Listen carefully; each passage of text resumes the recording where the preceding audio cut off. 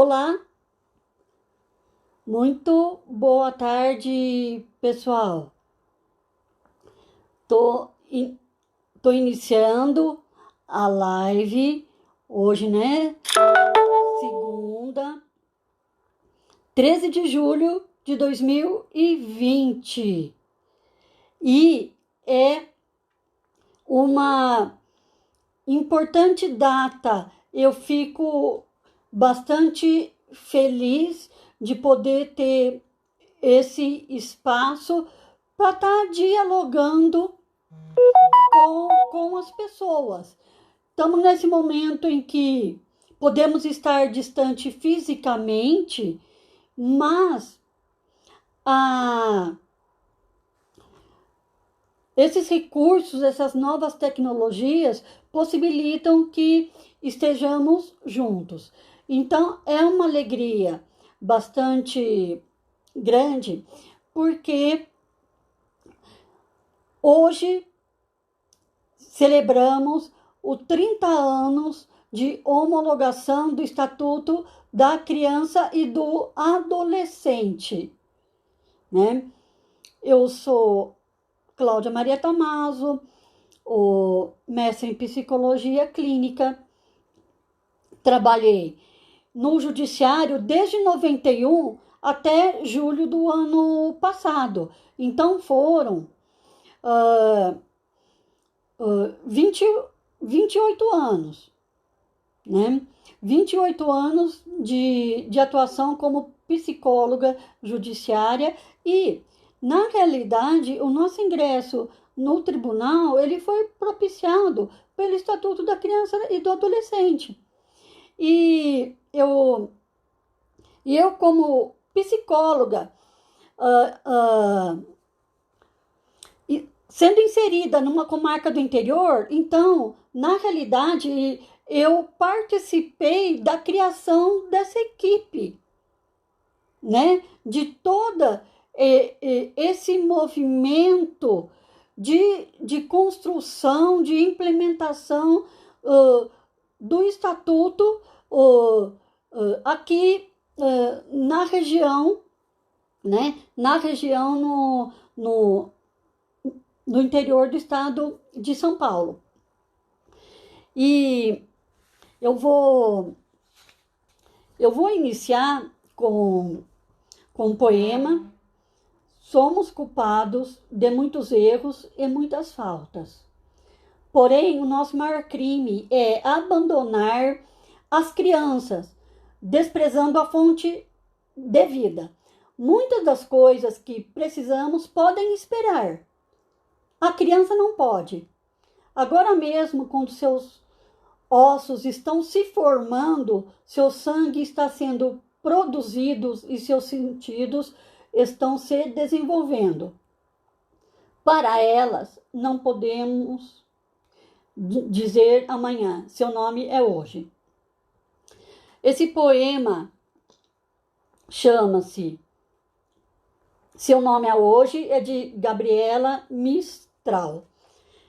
Então, inicialmente, reitero o meu prazer em poder estar com vocês, né? É muito significativo esse momento e quero ter um bate-papo com vocês, tá? Então seria mais um bate-papo, se alguém quiser colocar alguma questão, se alguém quiser colocar alguma dúvida, tá? Fiquem às ordens, tá? Inicialmente,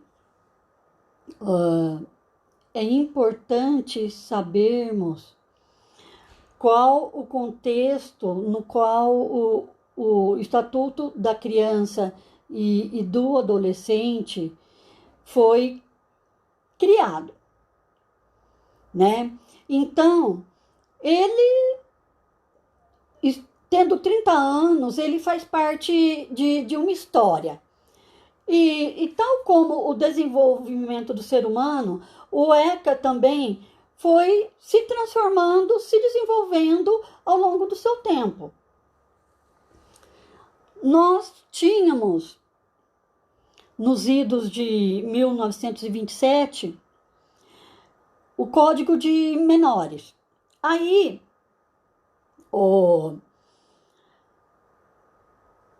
depois, esse Código de Menores funcionava consoante toda aquela sociedade, todo aquele contexto. Aí, após o término da Segunda Guerra Mundial, teve todo um contexto em prol dos direitos humanos, né? E aí, desculpa, acabou culminando que teve a Declaração Universal dos Direitos da Criança em 1959. Então, a declaração que traz 10 artigos dos direitos da criança. Aí, em 1979, esse Código de Menores ele é reformulado. E ele era baseado nos princípios, vamos falar, a gente cita doutrina da situação irregular. Então, na realidade, o juiz de menores era aquele juiz que tinha todo o poder, onipotente, né? Então, ele tinha que exercer as diferentes funções. E ele, sozinho, tomava decisões referentes a essas questões de menores em situação irregular. Aí a gente tem, na década de 80, tem início o processo de redemocratização do nosso país. Então, os movimentos sociais foram fortalecidos e nisso também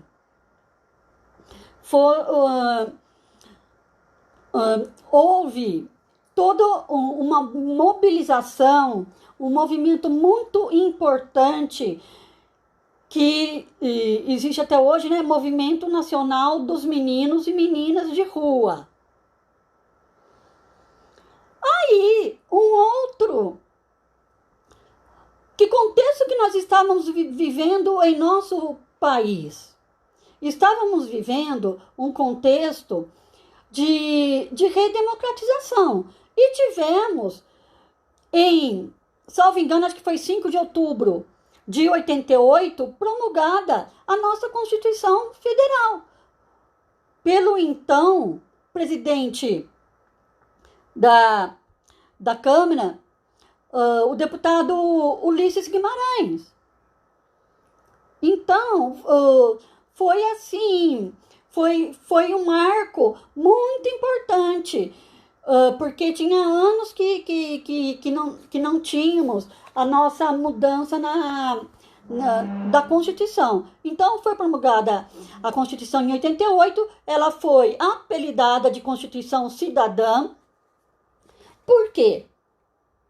Porque ela tinha 2 pilares, da justiça social e da liberdade. Então, o que ela diferenciou da Constituição anterior? Ela propiciou a ampliação dos direitos sociais da maioria dos brasileiros tornarem-se cidadãos. E aí, a gente tem, é muito importante para o ECA, esse artigo. Prestem atenção. É dever da família, da sociedade e do Estado assegurar à criança e ao adolescente, com absoluta prioridade, o direito à vida, à saúde, à alimentação, à educação, ao lazer, à profissionalização, à cultura, à dignidade, ao respeito, à liberdade e à convivência familiar e comunitária, além de colocá-los a salvo de toda a forma de negligência, exploração, violência, crueldade e opressão. Artigo 227 da Constituição. Vamos para o artigo seguinte. São penalmente inimputáveis os menores de 18 anos, sujeitos às normas da legislação especial. Acho que vocês devem saber o que significa inimputável, mas quer dizer que eles não responderão a crimes. Eles respondem ao ato infracional. Eles não responderão a crimes. Eles não vão poder sofrer as penalidades dos maiores de 18 anos. E aí, então, nós estávamos vivendo todo esse momento de redemocratização. Tinha havido o movimento pela direta já em 85. Em 90 foi criado o Sistema Único de Saúde, que garante o acesso universal a todos, sem distinção. Então, tinha todo esse contexto no país, toda essa ambientação. E as Nações Unidas já tinha fornecido diretrizes para os países cumprirem os direitos das crianças e dos adolescentes e arrumar dispositivos administrativos, arrumar dispositivos jurídicos para garantir os direitos das crianças e do adolescente. E aí, a Convenção sobre os Direitos da Criança e do Adolescente teve a Convenção Internacional, ela foi realizada na ONU em 20 de novembro de 89. Olha só, 89. Então, todo nesse contexto temporal de tempo aí, né? Então, era uma coisa também do mundo. E aí, uma convenção internacional, para ela valer no país, é importante que o país deve ratificá-la, né? O país tem que ratificar. Não, eu estou concordando com isso e eu vou cumprir, eu vou arrumar meios de cumprir todas essas garantias, o que está nessa convenção. Brasil ratificou essa convenção em 20 de novembro de 89. E entrou em vigor em 2 de setembro de 90. E aí, o ECA, ele foi promulgado, então, em 13 de julho de 90, que foi um meio jurídico de garantir os direitos da criança e do adolescente. Pessoal, é um bate-papo aqui. Eu tô vendo aqui que as pessoas queridas, aqui, Karina, que foi minha aluna profissional de psicologia. Que ótimo vê-la mesmo dessa maneira virtual. Karina, abraços. A gerontóloga Maria Júlia, abraços, beijão, saudades. Temos aqui o Léo João Ben, obrigada aí pela presença. O nutricionista Vitor, obrigada, saudades. Gabi Simeone, saudades também. Ó, que bom aí, saudades também, viu? Minha aluna, Cíntia Mendes. Pessoal, podem fazer comentários, por vezes alguma dúvida. É um bate-papo, tá?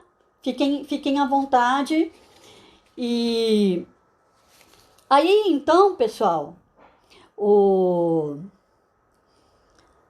aqui, eu acho que eu estou reconhecendo o Wagner Boncini. Tô reconhecendo. Abração, saudades, foi aluno também, né? Pessoal, é interessante, é interessante debater isso, é interessante saber até desses norteadores do ECA, porque o ECA, inicialmente, ele teve 237 artigos, ele é enorme, e ele sofreu alterações. Então, ele tem outras pequenas leis que o modificaram e que tem vários artigos nessas outras leis. Então, hoje em dia ele está maior ainda, né? Com todas essas modificações ao longo dos 30 anos, ele está maior ainda. Então, não é uma coisa para ser decorada, é uma coisa para ser aprendida e para ser compreendida. Para ser compreendida, é preciso saber quais são os nortes, quais são os princípios. E é aí que a gente vai ver, porque é matéria de concurso público de muitos campos de atuação. Isso é certo. Vamos lá falar onde entra o papel do psicólogo. Vamos supor, como eu disse para vocês, eu ingressei em 91, foi por causa do ECA. Vamos ver. Então, o que tem a ver isso? Vou ler aqui para vocês, né? O artigo inteiro, que vale a pena, é curtinho. Cabe ao Poder Judiciário, na elaboração de sua proposta orçamentária, prever recursos para a manutenção da equipe interprofissional destinada a assessorar a Justiça da Infância e Juventude. O psicólogo, ele tinha entrado no Tribunal do Estado de São Paulo como voluntário em 85. Depois houve um concurso em 87 e tinha alguns pouquíssimos raros profissionais na capital. Aí, com esse artigo, olha, cabe ao Poder Judiciário, na sua elaboração da proposta orçamentária, prever recursos para a manutenção da equipe interprofissional. Aí, então, os tribunais passaram a fazer concurso e contratar o concurso. E vejam que fala equipe interprofissional, assistente social. Então, é por isso que eu falo, eu ajudei a construir realmente a equipe, porque antes não tinha equipe nas comarcas do interior, e em São Paulo eram raríssimas, na capital. Agora vamos ver o que cabe ao profissional, então, dessa equipe interprofissional. O que cabe ao psicólogo judiciário?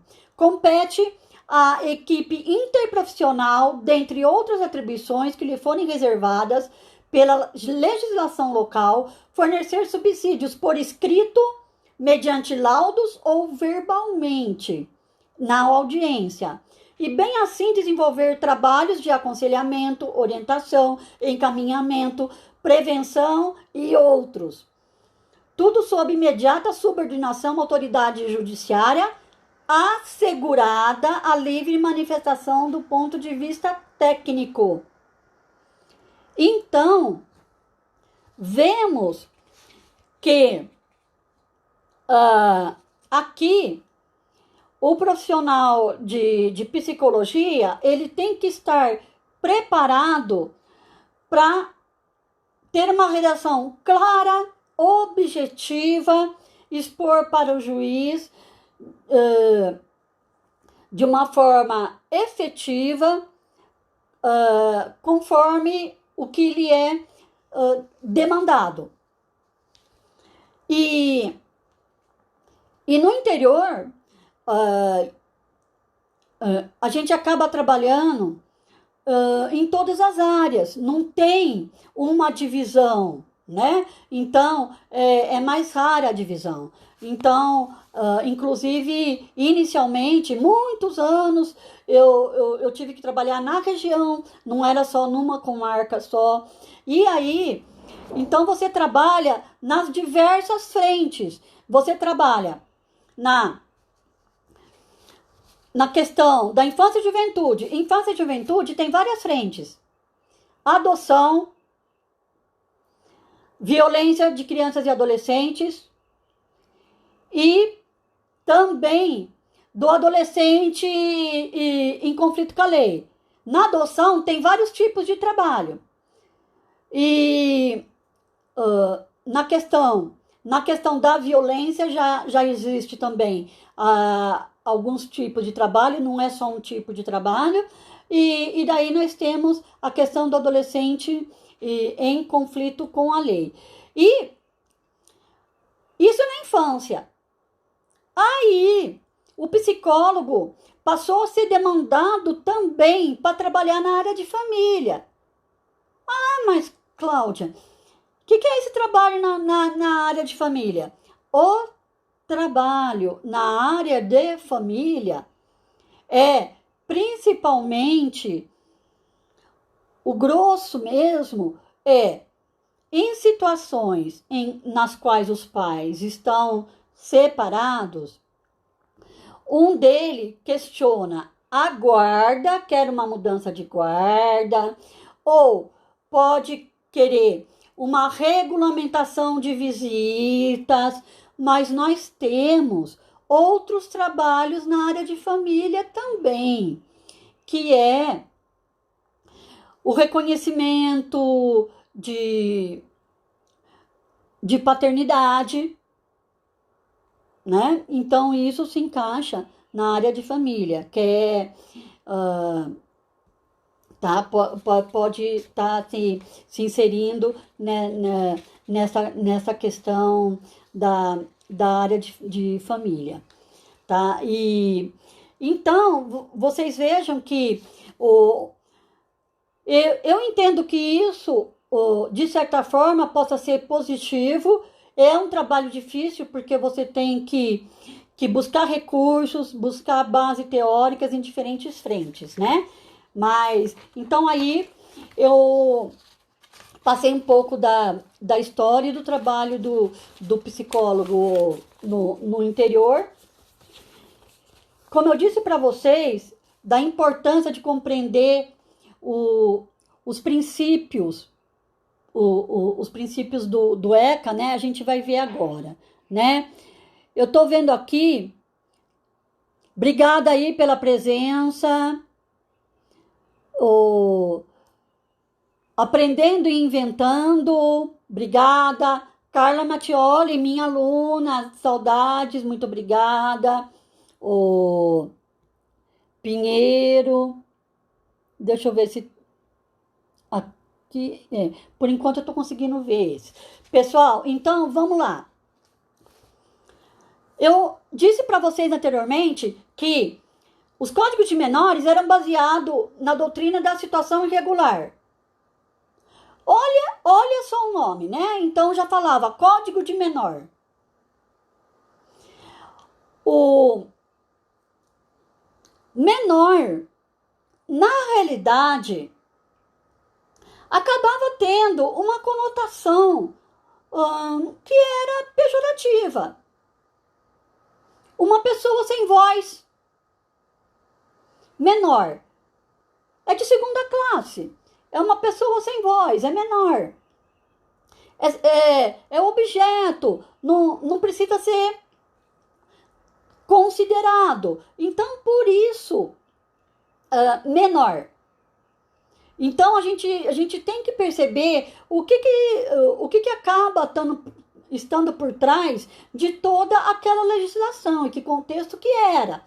Então vejam que era de 79. E daí agora vocês perguntam, Cláudia, e o que é essa situação irregular? O código, ele só se dirigia, só se implicava, ele só regia situações para crianças e adolescentes em situação irregular, que eram ou abandonados, ou como eram considerados delinquentes, depois usava-se termo trombadinha, né? Então, são esses... era considerado para crianças e adolescentes que estavam nessa situação irregular. Todas as outras crianças não citava nada ali naquele Código de Menores. É por isso que ele era dirigido só a crianças e adolescentes em situação irregular. Dos outras crianças, não eram citado nada, não tinha nenhum artigo para garantir direitos de quaisquer outras crianças. E ele tinha mais a conotação de corrigir. Essa criança é abandonada, eu preciso corrigir essa situação. Essa criança é transgressora, essa criança é delinquente, o Estado precisa corrigi-la. E na história do atendimento da infância e juventude no Brasil, cito no Brasil, sempre houve uma ambivalência, uma ambiguidade. Atuação da igreja, instituições filantrópicas e atuação do Estado como modelo correcional. E a situação da igreja como coitadinhos. Eles precisam ser tutelados. Eles precisam ser cuidados. A primeira instituição a cuidar da infância e juventude acabava misturando esses coitadinhos com os outros adolescentes que eram considerados delinquentes. Então, vocês vejam que há um paradoxo, né? Vocês vejam que existe os extremos. Ou a criança vai ser coitadinha ou vai ser um diabinho. Então, ou ela precisa ser tutelada, passar a mão na cabeça, ela precisa ser tutelada, ou ela precisa ser corrigida, ela é demonizada, né? E então, na realidade, esse Código de Menores, ele falava das crianças em situação, eu vou usar esse termo porque na realidade era isso, era o controle social da pobreza, as crianças pobres. Era isso que ele buscava atingir, né? E aí, ele se baseava na centralização do poder do Estado. Então, a federação, tudo era centralizado no órgão federal. E estigmatizava o pobre. Eu estou falando isso, gente, para deixar bem marcado essa diferenciação. Hoje a gente tem preferência por outros termos, porque a gente considera a gente compreende de outra maneira, mas era desse jeito, menor, pobre, era esse que era atingido pela doutrina da situação irregular, pelo Código de Menores e precisava ser corrigido. Aí, o ECA, ele teve uma mudança de paradigma. Ele, da situação irregular, então, o paradigma do ECA é proteção integral.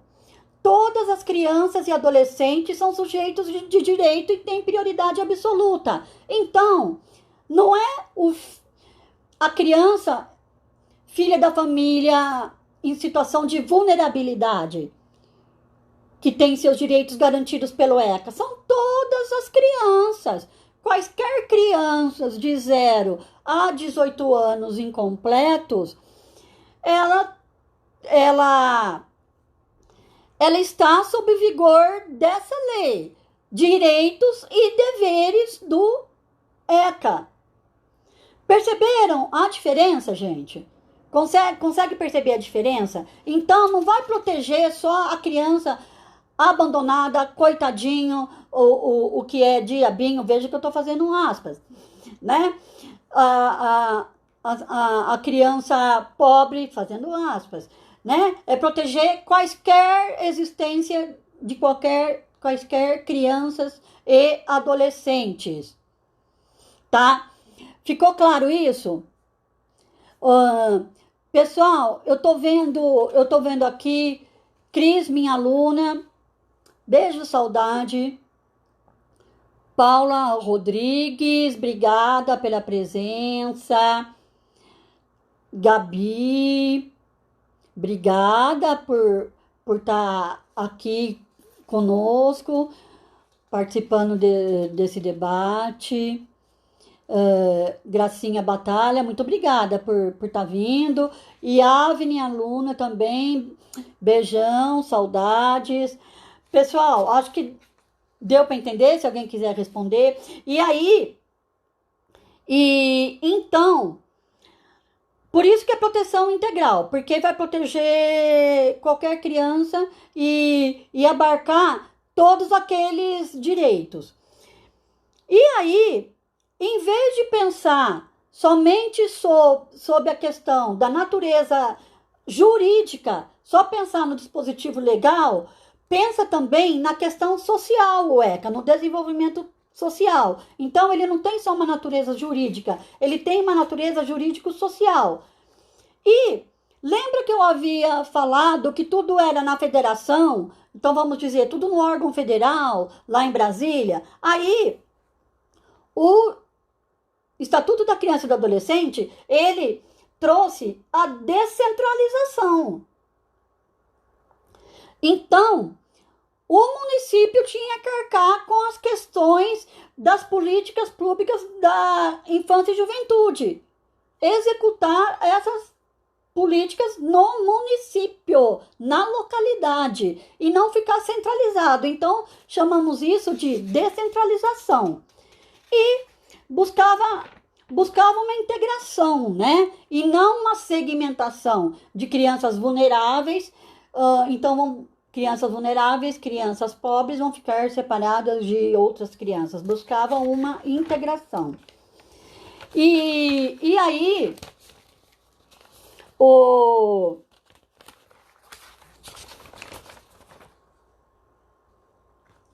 então, essa é a principal diferença, então, que está na mudança de paradigma e que eu acho que vocês compreendendo essa mudança de paradigma, vocês conseguem entender qualquer artigo, se ele está em conformidade com o estatuto ou não está, né? De acordo com esse paradigma.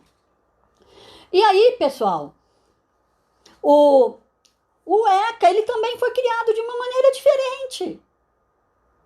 Geralmente, estamos habituados que tem o todo-poderoso legislador que elabora a lei. O ECA foi diferente. Foram feitas comissões. Então, é um negócio bonito. O pessoal que está rememorando isso, então tem muita gente viva que participou da elaboração do estatuto, o pessoal que está revivendo isso. Então foi muito bonito, porque a elaboração dele foi diferente também.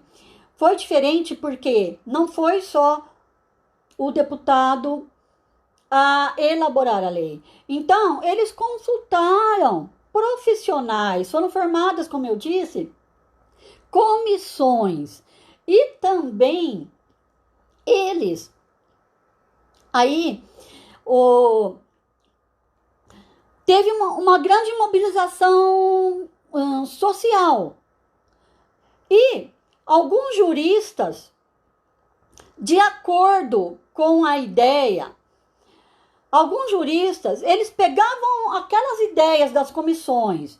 Então, vamos supor, o Movimento Nacional dos Meninos e Meninas de Rua, eles foram fazendo fóruns, foram fazendo comissões, chegaram em Brasília.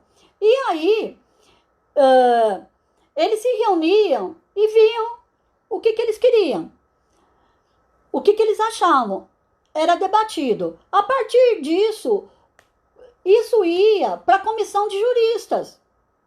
Os juristas, então, obviamente, com a capacidade, as habilidades, todas as competências, redigiram o ECA, mas não somente pensando no saber deles, com base em consulta de movimentos sociais. E aí,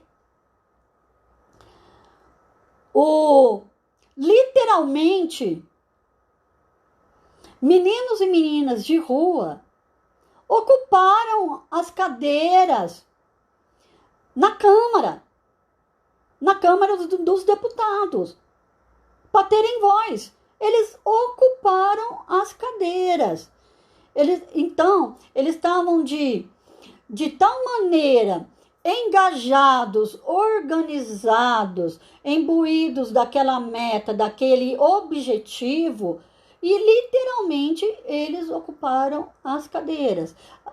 Agora, claro que tinha todo um contexto.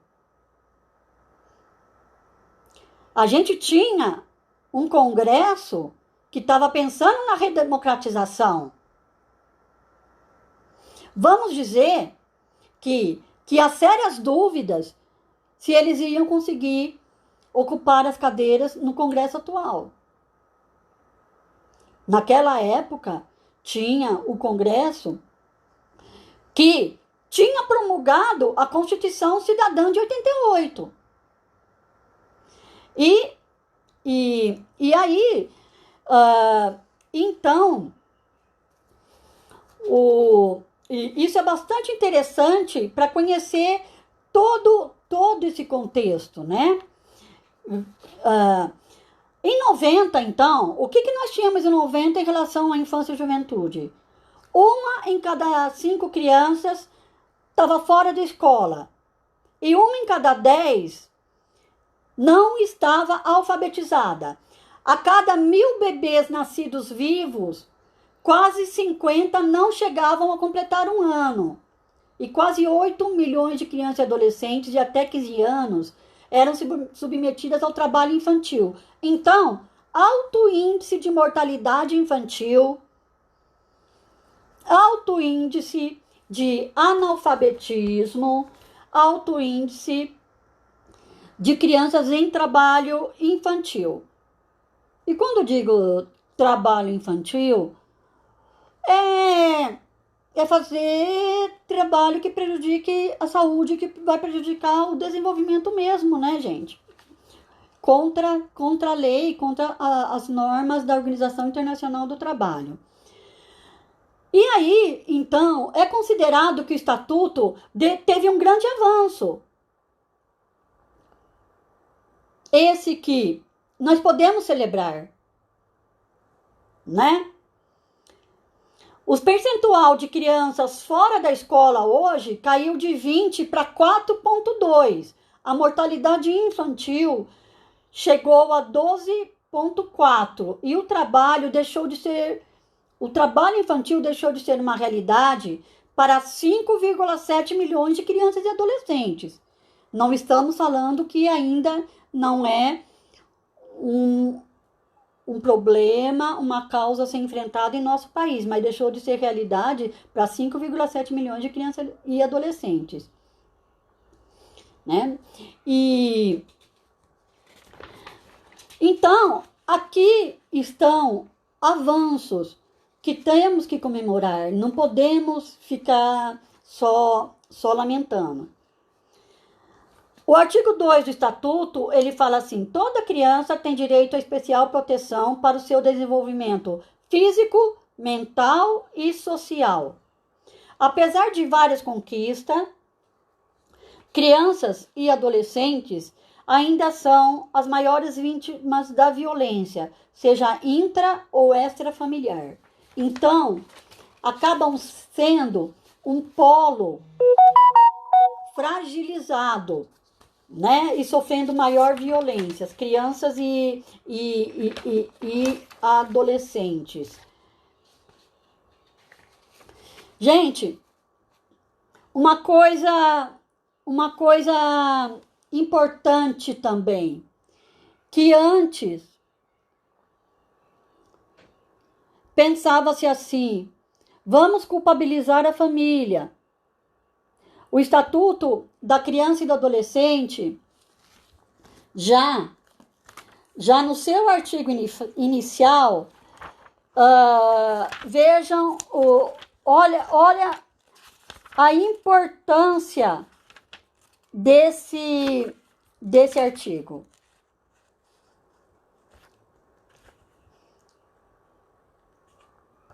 Aqui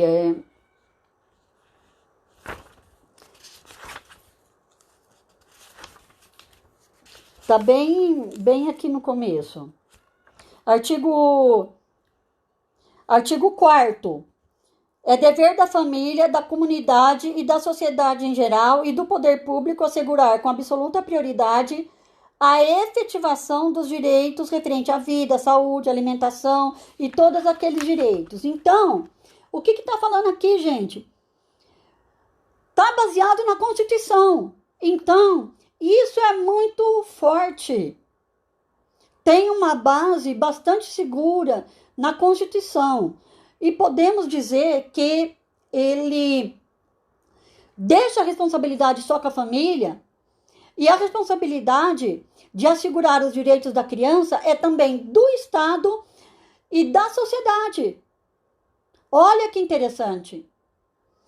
É uma responsabilidade que ela é partilhada em vez de ficar só na família. Então, a família que era culpada, e tem que ser falado dessa maneira mesmo, a família era culpada por ser pobre, a partir do Estatuto, não pode mais. O Estado tem que dar assistência, fornecer políticas públicas para aquela família ter dignidade, condição de se desenvolver, condição de desenvolver as suas crianças e os adolescentes. O Estado tem que prover essas políticas públicas de apoio à família. E também, tudo que se refere a criança e adolescente é responsabilidade de todos nós, é responsabilidade de toda a sociedade. Aí vamos ver. Eu estava falando que as crianças ainda e adolescentes sofrem violência. Em 2017, 35.783 jovens foram assassinados no Brasil. Aí tem a fonte. Esse número é uma taxa de 69,9 homicídios para cada 100 mil jovens no país. Taxa recorde nos últimos anos. Homicídios foram a causa de 51,8 dos óbitos de jovens de 15 a 19 anos. E, gente, dentre esses jovens, a maioria do percentual é de etnia negra, raça negra. Tá? Então, isso é uma coisa que está em nosso país. Os nossos adolescentes estão sendo assassinados, e principalmente os negros. Prosseguindo com a questão da violência, outra coisa que impacta, e é um assunto bastante delicado, que implica na violência sexual, a gente considera a definição de Azevedo e Guerra: todo ato ou jogo sexual, relação hetero ou homossexual, entre um ou mais adultos e uma criança menor de 18 anos, tendo por finalidade estimular sexualmente a criança ou utilizá-la para obter uma estimulação sexual sobre sua pessoa ou de outra pessoa. Então vejam que a definição, assim, no geral aceita, de violência sexual abarca qualquer atividade sexual. Basta que seja, né, inadequada, inapropriada, que visa estimular sexualmente a criança para o adulto obter a sua própria satisfação, tá bom? E então esse tipo de violência, ele tem muita base na culpa, e implica em muitas emoções, e a criança, né, acaba sentindo bastante vergonha e culpa. Ele acaba tendo como característica ficar em segredo por causa de todas essas emoções de vergonha e culpa, mas a criança deve ser sempre considerada a vítima, né? E a violência sexual, ela está inserida dentro dessa cultura da violência, tá? E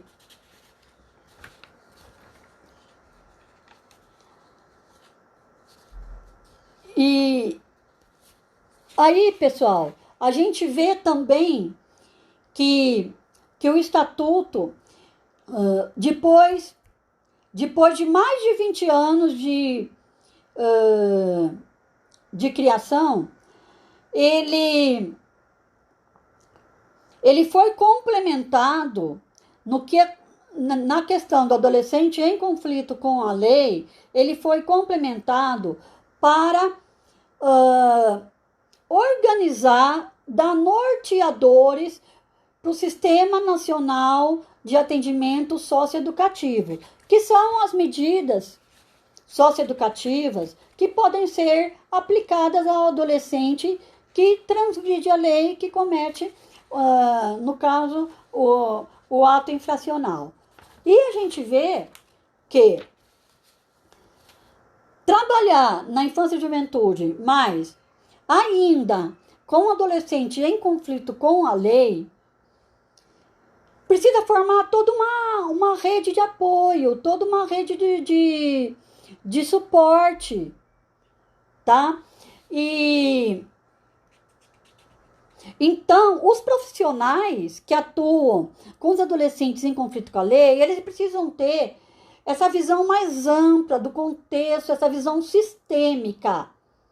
E será que muitos deles têm? Então, tem pesquisa que foram feitas tanto com adolescentes como foram feitas com profissionais, que mostra que eles têm até o pouco diálogo com os outros atores envolvidos nos atendimentos desses adolescentes em conflito com a lei.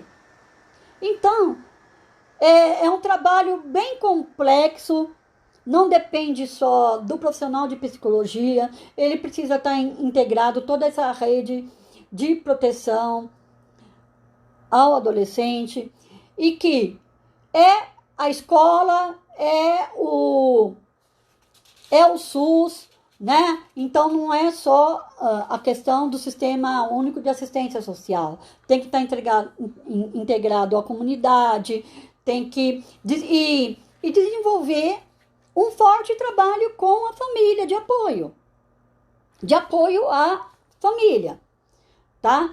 Porque, como eu disse, no geral, essa família acaba sendo culpabilizada.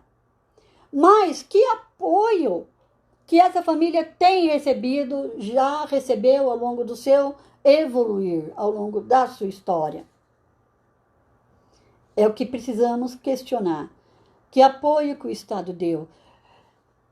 Teve atendimento no SUS de saúde mental? Teve atendimento devido? Se é uma questão que é de saúde pública, a questão de dependência de substâncias, dependências de drogas. Então, o que vocês acham? Né? A família está tendo acesso a esses sistemas públicos? Que práticas que os sistemas públicos estão tendo para apoiar essa família? E a pesquisa fala, tem uma outra pesquisa que fala que cerca de 33 milhões de crianças e adolescentes de até 17 anos sofrem com alguma privação de direito, seja na área da saúde, da habitação, moradia, educação, trabalho infantil, saneamento, em nosso país. Isso é relatório da Unicef, o último, né? Então, pessoal, podem elaborar questões. Eu estou vendo aqui mais pessoas queridas. Aí, o psicólogo Rafael Negri, que foi aluno. Beijão, Rafael, saudades. A Renata Tamazo, beijão, obrigada, presença. Pessoal, e fiquem à vontade. Alguma pergunta? O que vocês... Eu acho que eu tô assim no último para o Instagram fechar. Vai estar dando 1 hora, mas acho que dá para responder mais alguma coisa. Obrigada. Gracinha Batalha tá falando dando os parabéns pela live. Eu agradeço pela participação. Que bom que você gostou. Espero que tenha aproveitado bem mesmo. Tá? E saudades também, Yavne, né? Tá? Beijão. Pessoal, alguma questão?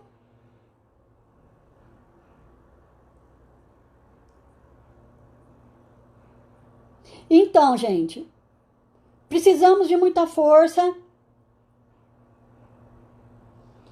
mas é uma questão que os profissionais da área têm que ter comprometimento, gente. Senão não vai estar de acordo com o nosso código de ética. Temos que ter comprometimento com o estatuto. O estatuto já sofreu várias alterações, tá? Mas cabe a nós fazemos parte dessa história, assim como o pessoal que fez o estatuto já começou lá para 88, 90, né?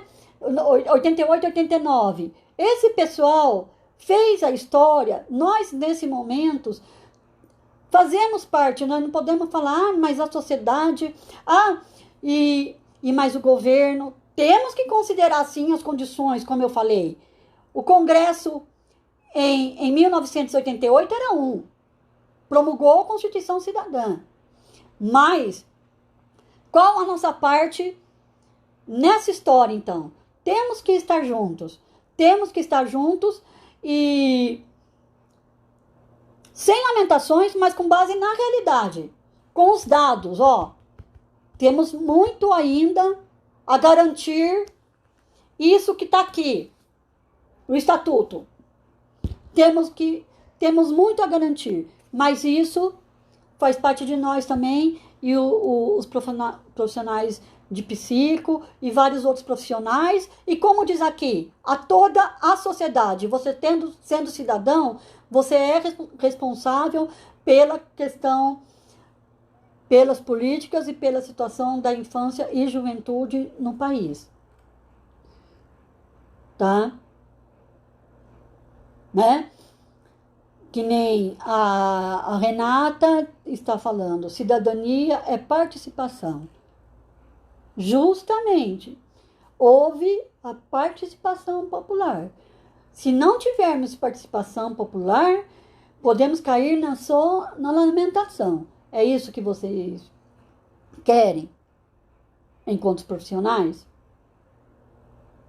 Né? Pessoal, beijão. Mais alguma questão? Ótima semana para todos. Eu vou me despedindo antes que saia abrupta aí, né? Não quero ser sem educação. Uma ótima semana para todos. E vamos pensar em cada um, mesmo distante nesse momento, né?